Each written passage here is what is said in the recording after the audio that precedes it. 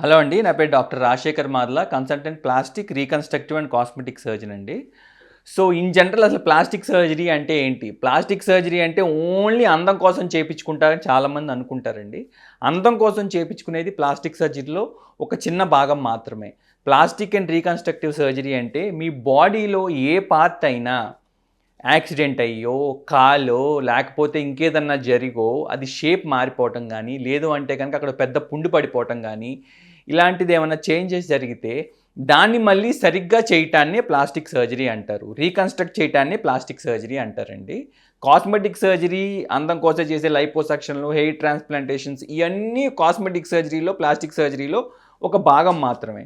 Plastic surgeons మేము accidents treat చేస్తాము. మొహంలో ఫ్రాక్చర్ అయ్యి యాక్సిడెంట్స్ అయ్యి ఫేషియల్ బోన్ ఫ్రాక్చర్స్ అయితే వాటిని ట్రీట్ చేస్తాము. బయట వేరే వాళ్ళు చేసేదానికి, ప్లాస్టిక్ సర్జన్ చేసేదానికి, ప్లాస్టిక్ సర్జన్ అసలు మీకు యాక్సిడెంట్ అయిందా లేదా అన్నట్టు మళ్ళీ దాన్ని ఏమీ తేడా లేకుండా రీకన్‌స్ట్రక్ట్ చేస్తారండి. That is plastic surgery.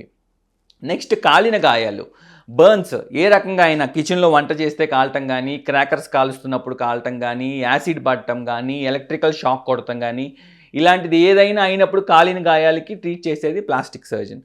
ఇది కాకుండా నెక్స్ట్ వెజల్ ఇంజరీస్ అంటే మీకు ఏదైనా మెషిన్‌లో పని చేస్తున్నప్పుడో, కిచెన్‌లో మిక్సీలో పని చేస్తున్నప్పుడో గబుక్కున ఆ చేయి లోపలికి వెళ్ళిపోయి ఫింగర్స్ కట్ అయ్యి ఊడిపోవటం గానీ, బైక్ చైన్ రిపేర్ చేస్తున్నప్పుడు ఫింగర్ కట్ అయిపోవటం గానీ, ఏదైనా నైఫ్‌తో షార్ప్ ఆబ్జెక్ట్స్‌తో పని చేస్తున్నప్పుడు ఫింగర్ కట్ అయిపోవటం గానీ, ఏదన్నా మెషినరీతో పని చేస్తున్నప్పుడు ఫింగర్స్ కానీ, హ్యాండ్స్ కానీ కట్ అయిపోవటం గానీ, ఇలాంటివి ఏమన్నా అయితే మీరు ఆ ఫింగర్‌ని గానీ, చేతిని గానీ ఐస్ బాక్స్‌లో పెట్టుకుని తీసుకొస్తే వితిన్ 4-5 అవర్స్‌లో దాన్ని కూడా మనం అటాచ్ చేయొచ్చు. ఇవన్నీ ప్లాస్టిక్ సర్జరీ కిందకొస్తాయండి.